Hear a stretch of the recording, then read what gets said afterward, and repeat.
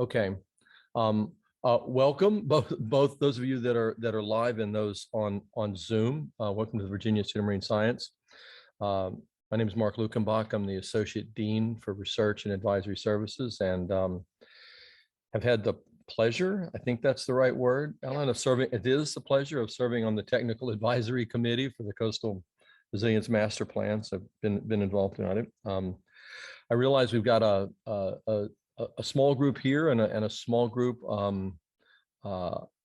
joining remotely by Zoom. What I will say is that from the point of view of the Technical Advisory Committee for the Coastal Master Plan, and I'm certain the team that's actually putting it together, your comments are really important in this. These are being held at various areas around the state because people really want to get your input. So no reason to be shy in speaking up today, either remotely or in person. And again, welcome to VIMS. Thank you. Calvin, can you hear me? Can you hear me? All right. Good evening. My name is Ellen Bolin. I'm a senior advisor to the Secretary of Natural Resources here in Virginia, and I'm going to talk with you all tonight about some community flooding issues. And we're going to do it slightly differently tonight because we don't have as many people in the audience, and we have about 6 people on Zoom. So, do I have a clicker? No. There we go. So we're going to do welcome and introductions, this part. I'm going to talk about coastal resilience, which is a term we use a lot right now regarding this master plan the state's putting together, which is why I'm here. I'm going to talk about community needs, and I'm going to talk about next steps. Now, depending on how many people we've had in the past, the community needs section has been more of a conversation. So people have spoken up, and we've taken questions from Zoom. Because we have fewer people in the audience tonight and fewer people on Zoom, what I'm going to do is I'm going to run through the full presentation. We'll take questions from Zoom at the end. And then for those of you in the audience, I'll put my mask back on and we can have a conversation around the maps that we have at the front of the room to better talk about the questions and the challenges you all might have with coastal flooding. So I'm going to do it a little bit differently because of the crowd size tonight. All right, so why am I here today? As Dr. Lukenbach mentioned, the state is putting together a coastal master resilience plan. Big name, big plan. But essentially what this means is the state is trying to take a bigger look at how we can solve the ongoing issue of coastal resilience. So first question we ask ourselves is, so what is coastal resilience? So I'm going to pause and let you all read the definition, particularly the top part.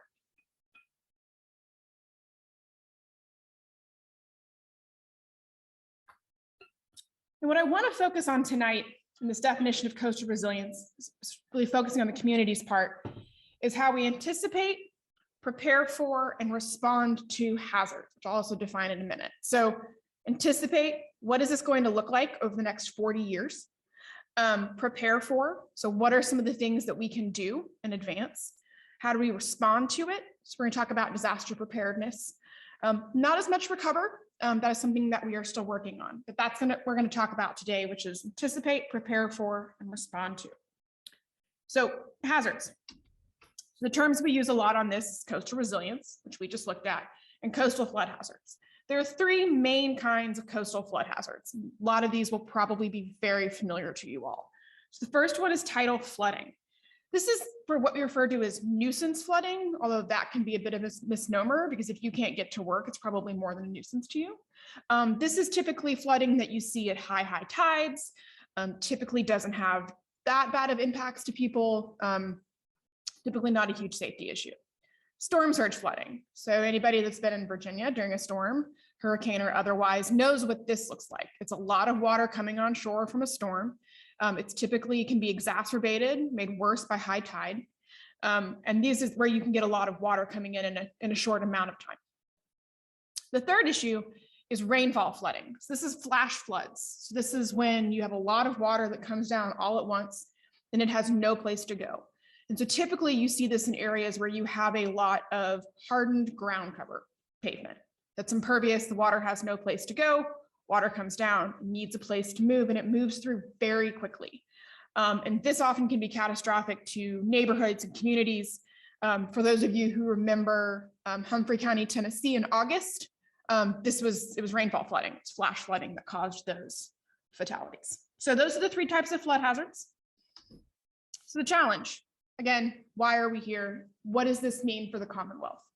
So 70% of Virginia's population live in a coastal area at risk of flooding. 70% of people. And when these storms occur, they're pretty expensive. So in 18 and 19, where there wasn't, and it's important to note, there wasn't a major hurricane. Matthew, when it came through, I believe was a tropical storm. So we didn't have a massive hurricane in these two years. Still, the damage total was $1.6 billion. So pretty expensive for the Commonwealth. We also have the highest rate of sea level rise on the East Coast. So sea level is rising, and it's actually rising faster than we thought it was. This endangers, billions of dollars in private property, public infrastructure. Virginia is home to a lot of infrastructure and installations that are important to broader national security issues, the largest naval base in the world. And so this can cause issues both with Virginia communities as well as other issues in terms of readiness for different things. So what's driving this? As I mentioned, rising seas. So sea level is increasing. We're getting more water. Sea level is increasing. We're also seeing sinking land. So if you have less land, the water has more room to run. You're going to get water further inland. Changing weather patterns and severe storms. So what we are seeing is we are seeing more frequent storms that are more severe. So just more rainfall in general, but oftentimes it may not be as spread out as it once was. We may see faster, wetter springs. It really depends on the area where you are and what this looks like, but it can be, we are seeing just changing weather patterns. This is a misnomer here. It should just say broader development, not construction. And this is really just talking about when we have development, which is important to communities, but this can also mean that more people are now in the way of water and that it's more impervious surfaces, more hardened surfaces. So making sure when we do development, we do it smartly and have a place for the water to go. So what does this mean for these communities? So I don't know if I've got no, I don't have a pointer, but we have a helpful red arrow. The red arrow is the give or take you are here. This is Gloucester Point. So this is a lot of information on this slide. And so I want to talk about really 2 things. So what do the colors mean? So you have the dark blue, which is mean low water, all the way to the very lightest green, which is what we call a 500-year flood event. 500-year flood event is an event of a magnitude we expect to only happen every 500 years. These are the really big storms. And so we're somewhere in between is the scope of the other storms. So you have along the gradient, you have a storm you expect to occur every 5 years in terms of magnitude. And in 2020, you can see that even for the biggest storms, even for the light green, it's still not quite to where we are. So it's coming inland, it's coming near 17, but it's not quite there. 2060, you can see we've got a much bigger span now. The darker blue is more expanded. So even mean high water is coming in. And the impacts from a 500-year flood come in a little closer. Now, why this can be a challenge to talk about is because you've also probably heard the term or the phrase like this area saw 2 100-year storms in the past 3 years, right? And it's really talking about the magnitude versus the sort of when they occur. And as changing patterns can occur, we can see more of these bigger magnitude storms more often. So the biggest takeaway from this, sort of without getting wrapped around the axle and storm frequency, is that between 2020 and 2060, we will have more people dealing with more water more often.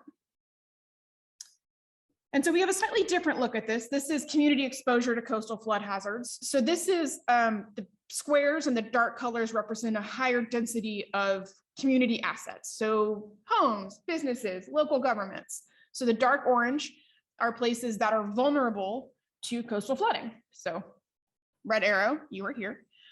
So you can see it's not as clear on this map because there's quite a bit of infrastructure that's already considered vulnerable in 2020, as is 2060. But it definitely gets a little bit darker in areas, and sans pointer. But again, without really getting into the nitty gritty of this, the big takeaway is more people, more water, more often. And that's one of the challenges we're trying to deal with. So by the numbers, what does this look like? It's about 2,100 more people. these number of people, about 1,200 more buildings, and about 7,800 more acres of land. So if you're trying to imagine what 7,800 acres of land looks like, the footprint of Naval Station Norfolk is 3,400 acres. So it's about, that's my unit of measurement for this. So this is about 2 Naval Station Norfolks. And we talk a lot about numbers, right? I ran through numbers a minute ago. I pointed out colors on a map, talking about buildings. But the past couple of months have shown us that this is a lot more than just numbers. These are people and homes and communities that are affected. In August, we saw catastrophic storms in Louisiana. Again, we saw multiple fatalities in Tennessee. We saw Ida, which came up through the mid-Atlantic, started, hit Maryland, went up through New York, caused fatalities up there, and caused a lot of damage. So numbers are helpful, but it's really important. And one of the things we want to focus on is the people that are affected, the communities that are affected. So even though to some people, these numbers seem kind of small, to those communities who live there, those numbers are pretty big. So the second part of this, and this is what I'm going to run through, we're talking about what we're looking for, and then we'll talk as a group afterwards because there's fewer people, is what are your community needs? So as we go through the Coastal Master Resilience Plan, we have a lot of data that shows us, these are the areas that are vulnerable. This is the type of flooding we think that's occurring. And so one of the things that these meetings can help us understand is, how right are we? Like, are we pretty accurate in terms of what's happening in this neighborhood? And really trying to get a sense of what does the flooding look like? So as I've gone through these questions in the past and in other meetings, what we're really looking for is trying to understand, questions like, have you had to change your route to work because of flooding? Have you not been able to get out of your neighborhood because of flooding? Have you not been able to access resources because of flooding? And if so, like, what kind of flooding is that? So last night I was on the shore, I was in Cape Charles. Interestingly, one of the things that we've heard a lot about, not surprisingly perhaps, is it's a lot of rainfall. When we talk to communities right now, what they're saying to us is it's not necessarily coastal storm surge, it's rainfall that's the problem. And how we address that is going to be different than how we're going to address coastal storm surge. So it's helpful to understand those differences of what is causing flooding in your communities and how it's impacting your communities. So, and also on Zoom, we'll come back at the end and sort of get some of your questions and comments. And this is really what we're looking at in terms of what causes floods, kind of flooding, what does it look like for your community? So this gets back to the sort of how does flooding impact you? Is it changing your route to work? Does it affect your ability to get in and out of your neighborhood? This is particularly important because we want points of safe egress for people, because standing water and running water is a big problem, and I will get to that in a minute.